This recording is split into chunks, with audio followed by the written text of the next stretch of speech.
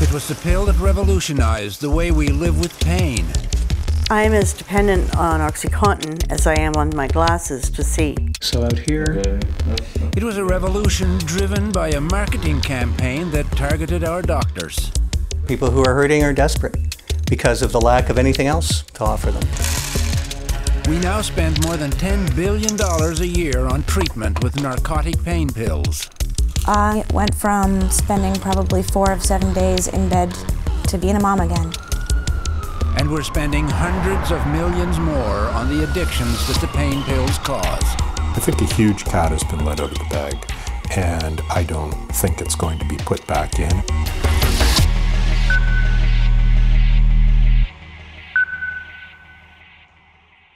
Good evening, I'm Linden MacIntyre.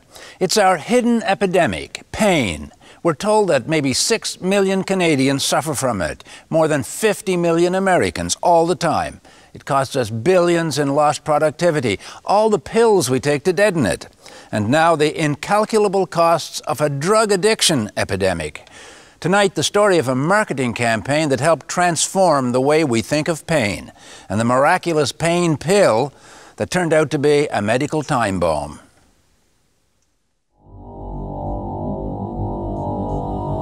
Once a fact of life, pain has become another problem to be solved by pills.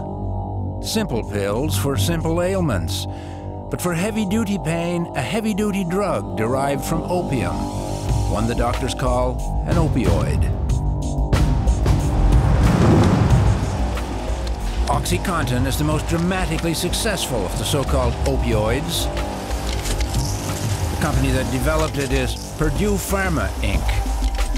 By ingenious marketing, Purdue companies in Canada and the US succeeded in turning this one pain pill into a multi-billion-dollar business. At that time, there were no pain clinics around, pain specialist clinics like we have now. Come on, you get one at a time. In 1997, Tammy Dagnall had never heard of OxyContin. It was only introduced in 1996. She was an insurance broker, a happily married mom living near Hamilton, Ontario. She had chronic back pain. She'd been on a narcotic pill called Percocet. A doctor suggested something new, a narcotic that released its payload slowly. It was a safe narcotic. There was little chance she'd get addicted to it. And he says, we have a new drug that's on the market called OxyContin. It's not as addicting as Percocet because of the slow release. So when you're in pain, it'll alleviate that pain. But it's not as addicting as Percocet.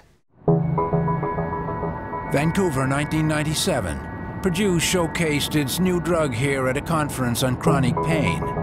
In Canada and the US, the drug manufacturers were recruiting health professionals, many of them doctors who were paid to spread the good news about OxyContin to other doctors. And now I just have a little pointed toothpick, and I'm just going to prick you, and you tell me what it feels like. So out here. Okay, that's not too bad. Okay, there it feels. What do you feel? Thicker. Thicker? Dr. Roman Jovi would become one of their most successful advocates, filling a vacuum, as he sees it, in the lives of people suffering with chronic pain. When you look back 15 years ago, nobody was talking about pain. Certainly the universities failed in their obligation to educate health professionals appropriately. Nobody was talking about pain. And so companies like Purdue stepped in and at least were raising awareness. Were their motives totally altruistic? Probably not. They had a simple message. OxyContin was a safe narcotic. They would make that claim a mantra in ads like this in the Journal of the Canadian Medical Association, in lectures, workshops, and seminars. This assurance, the one to start and stay with, was convincing. OxyContin could become a friend for life, a vital ally in a war on pain. How are you doing? Good, thanks. Have a seat. All right, it's been 8 weeks or so, right? Yes. About 8 weeks? 8 weeks. For Dr. Jovi, it was the beginning of a new age in pain treatment, a new frontier in which he'd become a pioneer. Okay, so I'll just leave things as they were. I'll refill things. And How far is the perception that that was driven by pharmaceutical industry? I would disagree with that. I don't think that's pharmaceutically driven. I think that that's an awareness issue. Well, that people are aware that pain can be treated and it should be treated. Dr. Jovi readily admits that he's been paid to speak by many drug companies over the years, but Purdue and its new pain medication had special significance for him. We estimate, based on surveys the Canadian Pain Society has done, there are probably about 6 million Canadians suffering from moderate to severe pain daily or most days of the week. Well, you say, okay, how's that compare to other things? That's a lot. That's probably comparable to those with heart disease and cancer, and perhaps exceeding those. In 2002, Dr. Jovi edited this handbook. It would become the Bible for doctors treating patients for their pain. It became part of the curriculum of a major med school. It was paid for by Purdue Pharma, the manufacturers of OxyContin. Purdue retained the copyright.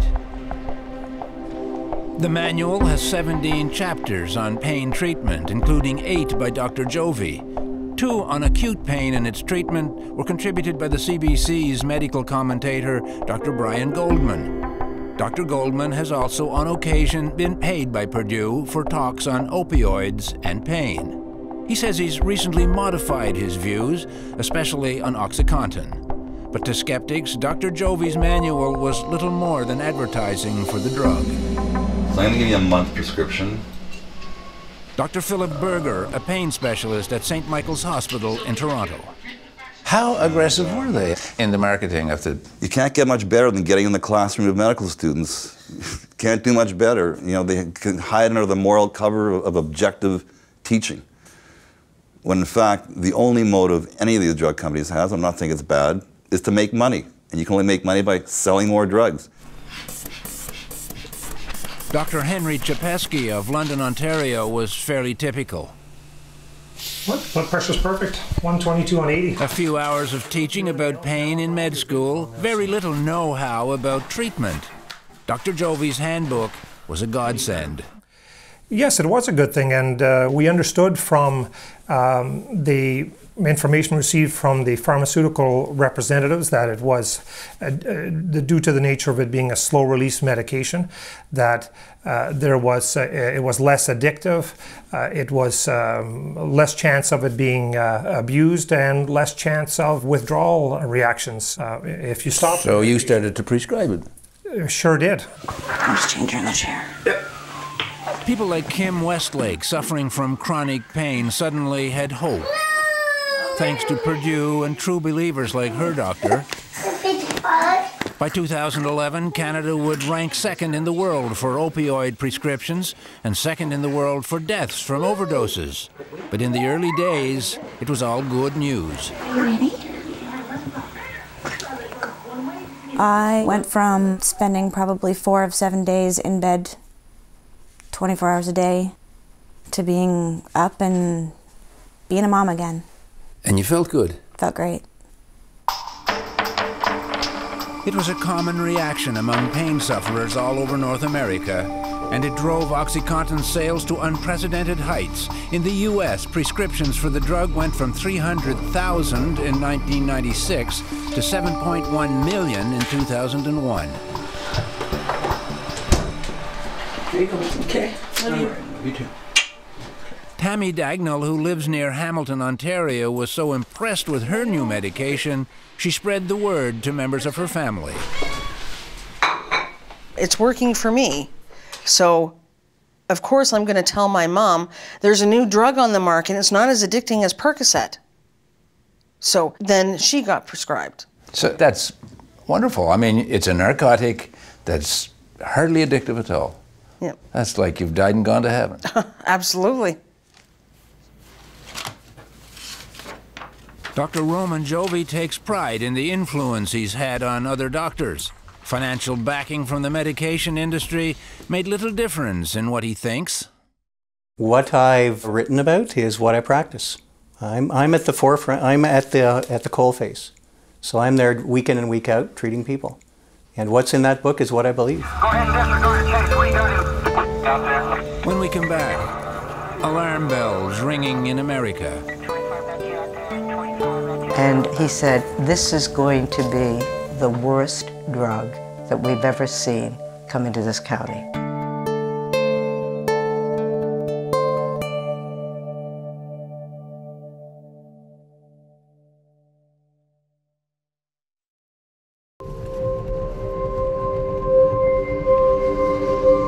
By 2001, Tammy Dagnall was turning to street dealers to satisfy what had become a serious dependency. OxyContin had been the answer to her prayers, helped her live a normal life, marriage, kids, a good job selling insurance. Her doctor told her that there was little danger of addiction. But by 2001, she was taking dangerous amounts of the narcotic. 10 times what would become the recommended maximum for daily use. She was hooked. Your tolerance builds up really fast. It's helping your pain. But then you get immune to it. So then you go to the family doctor and he says, well, you're going to need more. So he puts you on the 40 milligram. So then you're on that for a month, and then you get used to that dose, and then he puts you on the 80. Well, this is the maximum. When did you know that you were addicted? Oh, for sure. I knew absolute 2001. What was the big light bulb in 2001? I tried to stop on my own, and the sickness was unbearable. She didn't know it at the time, but what she was going through was a shared experience, a crisis building in a part of North America she probably had never heard of. Appalachia, as disparate as Mississippi in the south and Cape Breton in the north. An East Coast economic region defined by lumbering and coal mines, poverty and pain. It was a region that in the late 1990s hungrily embraced a new and improved cure for pain, a narcotic that was user-friendly, the drug called OxyContin. And it all happened within a frame of 2-3 years. I mean, it just kind of blew up. Beth Davies is a nun from the Order of Notre Dame, an addiction counselor. She's been here since the 70s. She first heard the word OxyContin from the local druggist.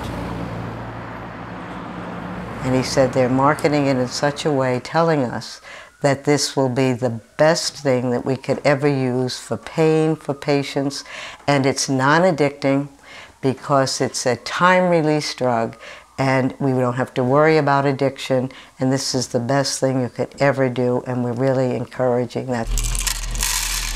Lee County, Virginia became a proving ground for a marketing strategy that would establish OxyContin as the leading pain control pill in America. They got all the data on physician prescribing. They targeted the top tiers that were most liberal prescribers of opioids. Art Van Zee was skeptical. He's a doctor, but you didn't have to be a doctor to know that narcotics are addictive. He thought Purdue's drug salesmen were deliberately playing down the fact that patients could get hooked on OxyContin. They knew that was there before it went to market. They knew the potential was there. So it had to be a known risk and concern for them. Appalachia was a druggist's dream. Aging population, beset by aches and pains from hard work and hard living. Many of the old-timers here had union benefits or social assistance that got them drugs for free. It was just the best thing out there in the eyes of the doctors and a lot of the patients, and it was easily obtained. You go to the doctor and ask for one. I had a lot of people that say, you know, the doctor tried to give them OxyContin for some problem, and they'd heard the stories and they know I'm not going to take that, and still the doctor saying this is the best medication for you. 2 subjects that were living there that both had warrants on them. Lee County Sheriff Gary Parsons. Our real hope is that the courts will get the message. Instead of giving these folks suspended sentences and slap on the wrist, they'll actually get some time. Sheriff Parsons grew up here, remembers a recent time when people didn't lock their doors. Now he had to deal with a drug-related crime wave. All the crime went up. Larceny crimes went up 150, 200% in a year's time. Before that time, I could tell you pretty much everyone in Lee County that was involved in the drug trade or in drug trafficking in some way. Once the prescription thing hit, everyone from the old to the young, the rich to the poor. You had no idea who might be using the drug or distributing it. One of the last to realize what was happening in Lee County was the addiction counselor, Sister Beth Davies. Even the pharmacist who first told her about OxyContin was panicking. And he said, this is going to be the worst drug that we've ever seen come into this county. And it's going to cause us more problems than any drug we've ever seen before. The pills were flooding through the hands of those who really needed them, ending up with people who just wanted to get high. And they were saying it was just as good as heroin. Sister Beth Davies. I'd never seen anything. It was like somebody lit a fire in a dry pasture, dry forest, and it just went, you know, right through. By 2002, Lee County was up in arms, demanding that Purdue get OxyContin off the market. Company officials finally reacted. They met with us, and at that time they were doing damage control. I think they were well aware that there was a problem with their drug and it was becoming addictive. But they weren't admitting that to you guys. No, they were telling us studies, and they had a front man that was up and doing presentations and telling us, you know, that their drug wasn't the problem. But their drug was the problem. And American Purdue officials would admit years later that as early as 1995, they had known that many of their claims about OxyContin, including its addictive nature, were fraudulent. In 2002, they offered Lee County $100,000 to help fix the problem they insisted that they didn't cause. Sister Beth Davies couldn't believe her ears. I was furious. Why were you furious?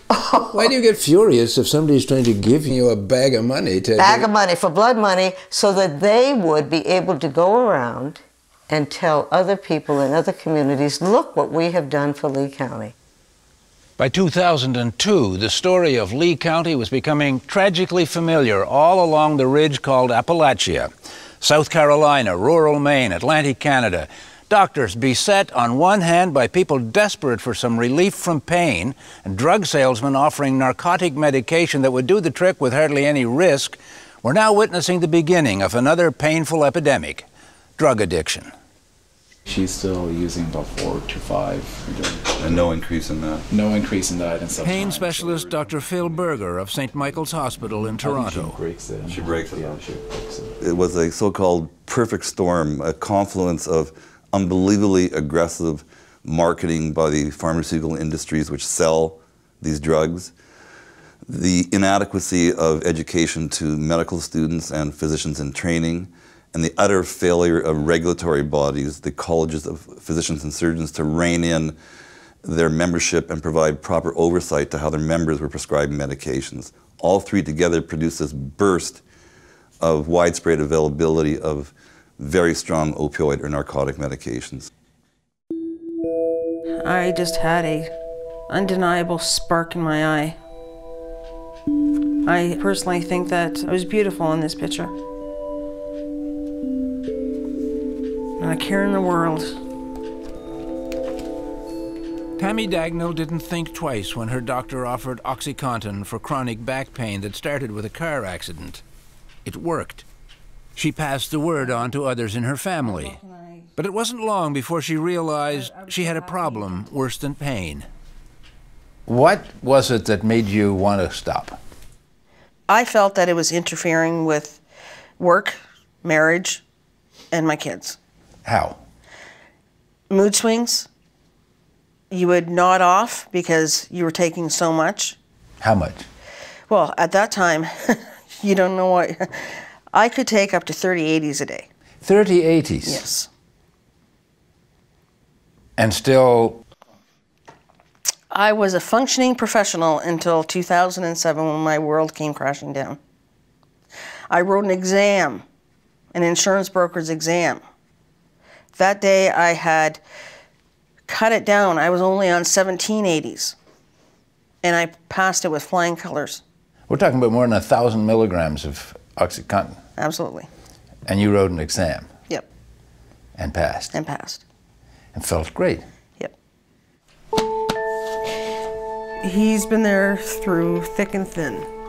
But the great feeling wouldn't last long. The drug that was a godsend 15 years ago is now a demon she's unable to escape. I would do anything to get that back, that I never ever took that pill. We got courtroom 2 as well. When we come back, Judgment Day for OxyContin. The Purdue company is now convicted felon. Every time someone hears the word OxyContin, they're going to have in their mind, oh, that was a drug that that company was convicted of.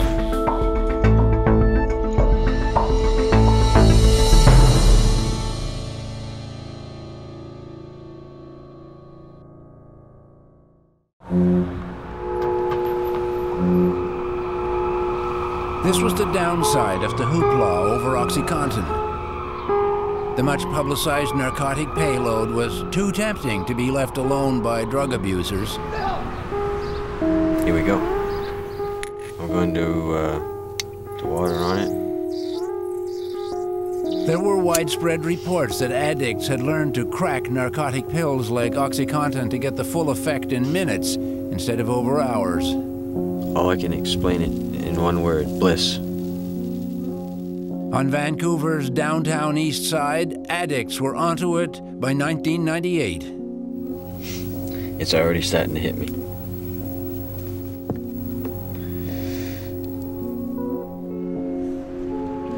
This is now the unintended legacy of narcotic pain pills. 80? Yep. The urban methadone clinic, where addicts try to stabilize their sickness. This is London, Ontario, where a dozen years ago hardly anybody needed methadone. Now 1,000 people come here every day, like Kim Westlake. Most of them were hooked on OxyContin. They've all tried other ways to stop, so they come to methadone treatment because they realize the drugs are killing them and they can't get off them any other way.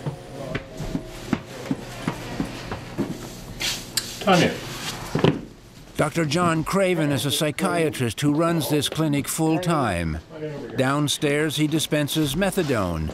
I'm doing all right. Upstairs, he dispenses hope. How are you doing? Better now. Hope to people like Kim Westlake. She was started on these medications for the first time by a doctor. She was provided it as treatment for a painful health condition. Kim Westlake was taking it for pain, but soon discovered that she couldn't do without it. Yeah, you go. And that it was taking more and more to make her feel just normal. You weren't grinding it up and snorting it. No, not. You weren't No. shooting it up your arm. No. You were taking it the way they told you to take it. Yep. Yep. So you figured nothing bad can happen. That's what I thought. Okay, let me see. Let me see. Perfect. Did you know how addicted you were? My life was built around this pill. I had to make sure that if I was going on a business trip, if I was going on a holiday, if I was doing anything, I had to make sure that I had enough to keep me going, and then a few days more worth, just in case, before I went. It was no longer about the pain in your bones. It was about a terror that you were going to be caught without it. Yep. Because of what would happen. Because of what would happen, the sickness. Dr. Roman Jovi runs a network of pain clinics in Ontario. He's been an advocate for OxyContin since it first appeared and is philosophical about its downside. They try that. Because in their view, rightly or wrongly, they perceive it as somehow safer.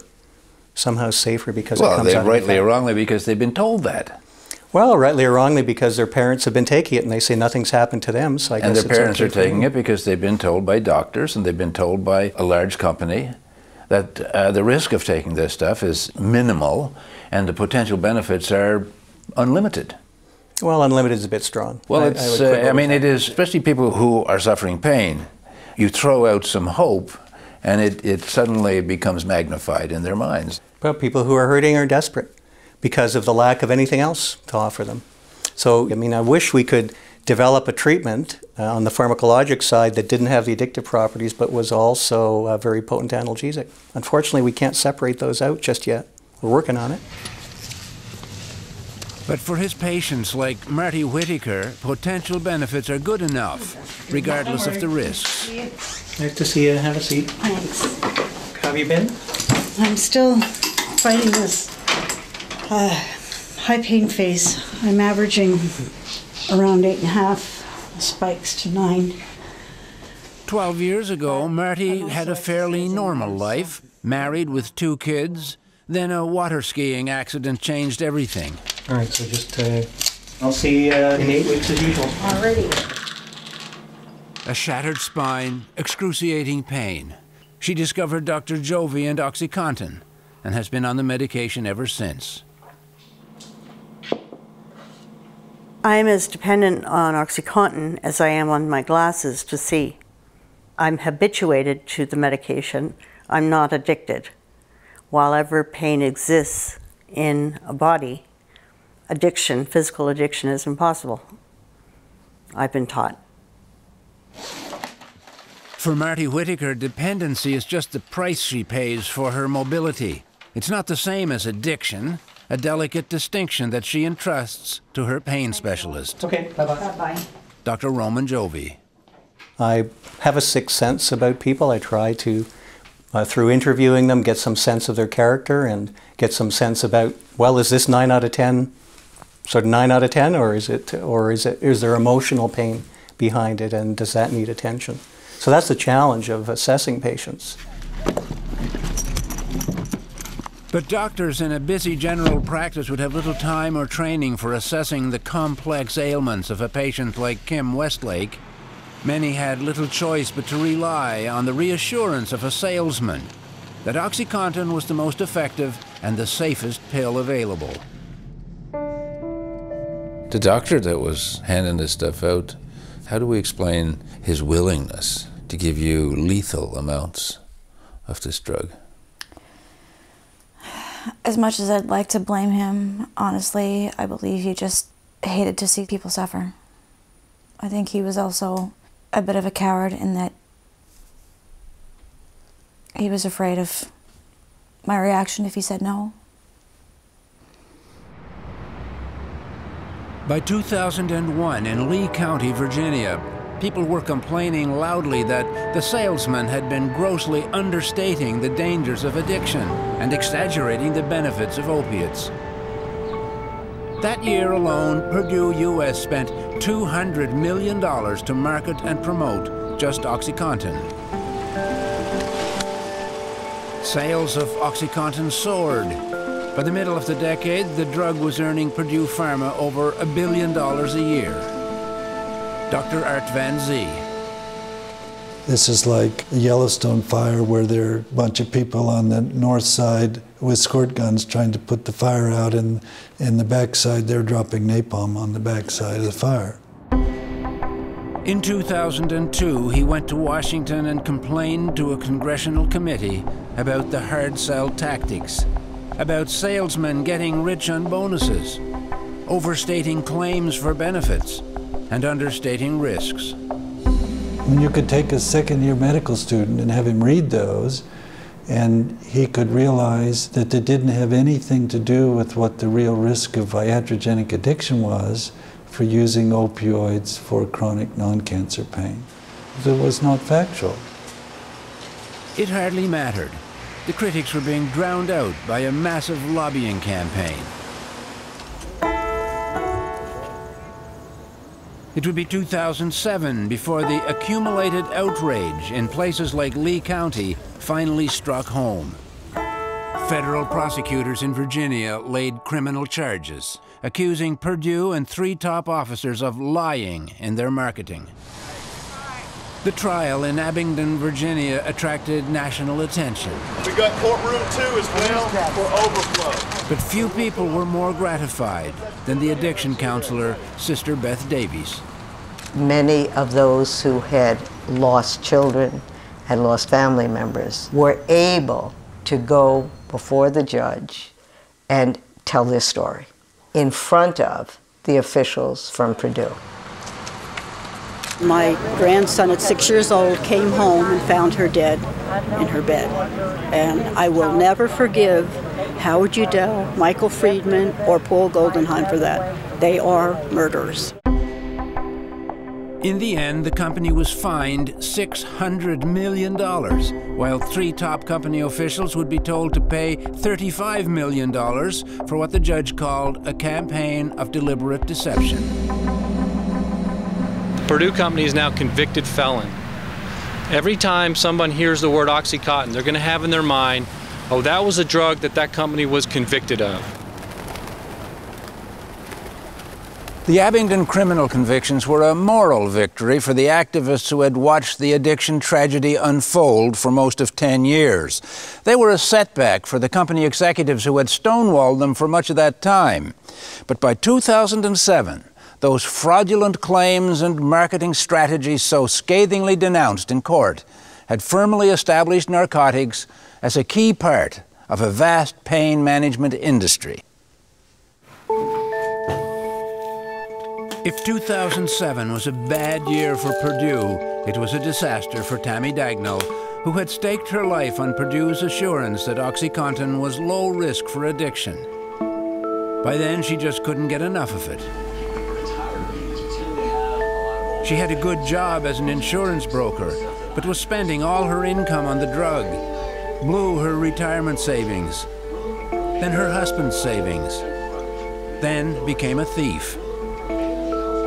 2007 was the peak of my addiction. I stole from my company that I was working for because I had exhausted everything else. You stole? Take me through it. I had to tell my husband I lost my job.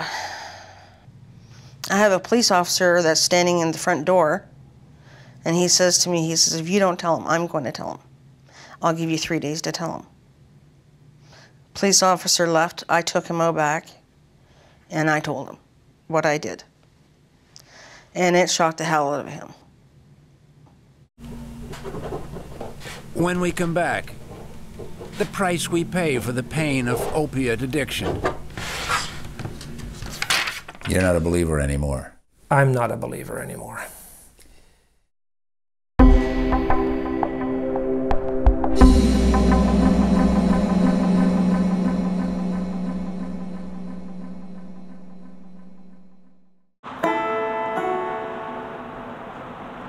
In 2007, there was a feeling of vindication in Appalachia when a court fined Purdue more than $600 million for deception. The judge declared he'd have sent Purdue executives to jail if he'd had the option. In London, Ontario, Dr. Henry Chapesky had been prescribing opiates for years. After the Virginia decision, he noticed Canadian drug salesmen now trying to control the fallout. The pharmaceutical representatives were adamant that Purdue USA has nothing to do with Purdue Canada. So anything that happened down there, that's just, you know, Americans are very litigious. You know, it's probably just a frivolous lawsuit, and so it has nothing to do with Purdue Canada. But Purdue Canada was selling OxyContin with astonishing success, and there were striking similarities to the American approach. The focus on doctors and pain research.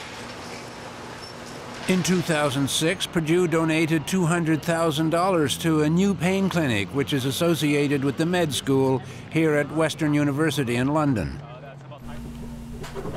They recruited doctors who instructed trainee doctors on the benefits of opiates like OxyContin. Among those advocates, Dr. Roman Jovi. He was prominent on the Purdue speaking circuit. He prepared a major teaching manual for doctors and med students learning about pain. It was paid for by Purdue. How badly was your faith in Purdue shaken when they were charged criminally in the States and then convicted and fined a significant amount? Not much at all, quite frankly, because that was in America. It was now 10 years ago, I think, No, 2007. But based on stuff that happened 10 years ago. It's a different regulatory environment, different laws, different ways of operating. And so I just, and I can always remember going to American pain meetings and thinking, wow, things are really kind of off the wall, big. And I didn't see that sort of thing going on here in Canada. Well, Purdue was having its workshops here, having its educational seminars here. How were they different? Oh, different, more conservative, far more conservative. Whatever the differences in corporate style and legal structure, the marketing of OxyContin had phenomenal results in both countries. Total OxyContin sales in 2010 were $3.5 billion. Canadian OxyContin sales in 1998 were a modest $3 million. A little over 10 years later, sales in Canada had rocketed to more than $240 million. Dr. Philip Berger. They target doctors with continuing medical education events at upscale restaurants, personal meetings for those doctors who agree to meet drug company representatives, so-called literature, articles from the medical literature, all of it to promote and encourage doctors to prescribe their medications. They're being spoon-fed. They're being spoon-fed, and they're being given dinners, and they're being given free materials. They're given the same textbook that the medical students were given.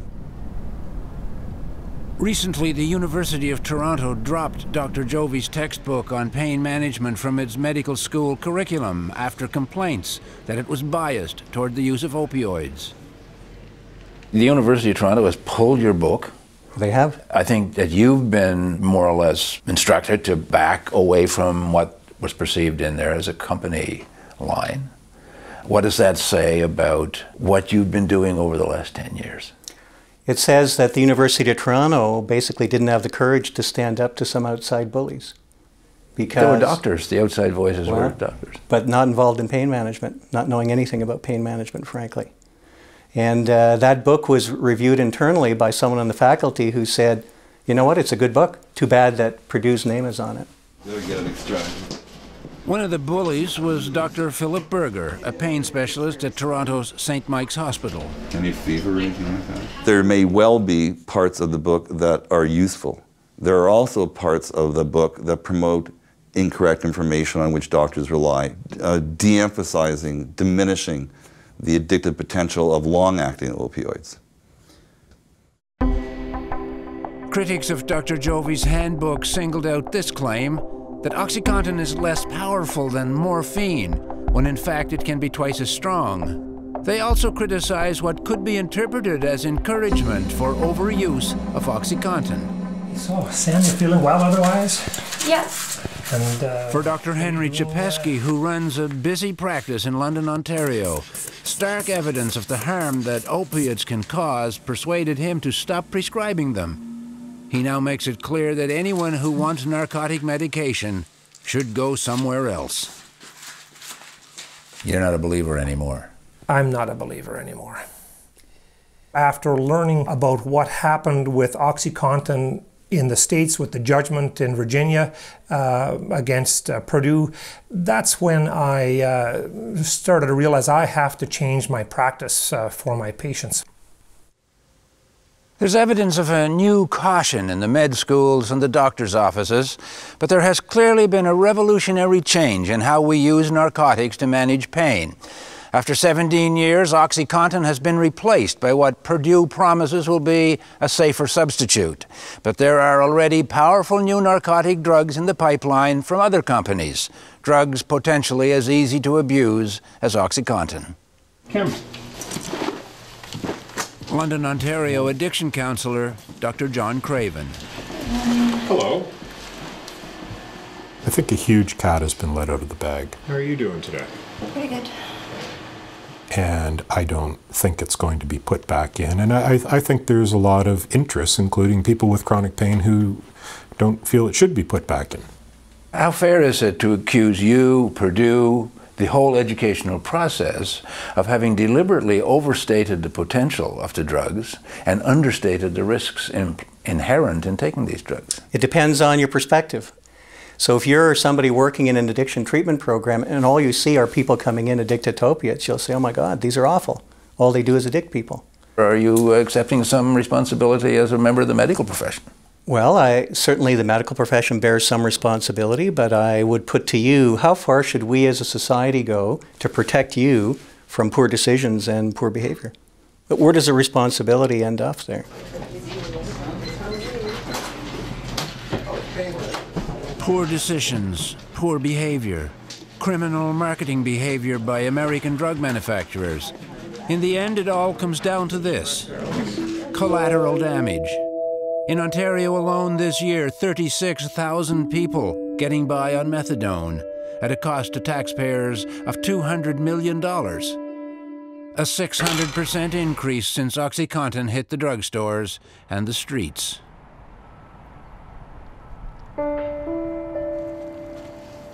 For Kim Westlake, it's a struggle that has already ended for half a dozen of her friends, people who have died from a narcotic overdose or suicide. Do you ever think you might have to live like this forever? Or yeah. It'll be a struggle every day. Every day. At least Kim Westlake has kicked the OxyContin habit.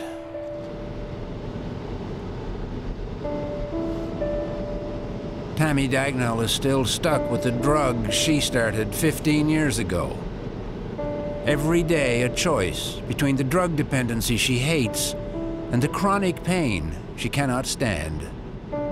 There's no 30, 40-day program that's going to fix me. I'm going to need to go for a long time. And then I'm going to have to find something that is going to be able to help me with my pain, because the same thing keeps happening. I come out, I last 3 months, and I go back on it because I can't handle the pain. My husband and my son are peeling me out of bed. So I go to the doctor, I can't handle it. Back on it I go.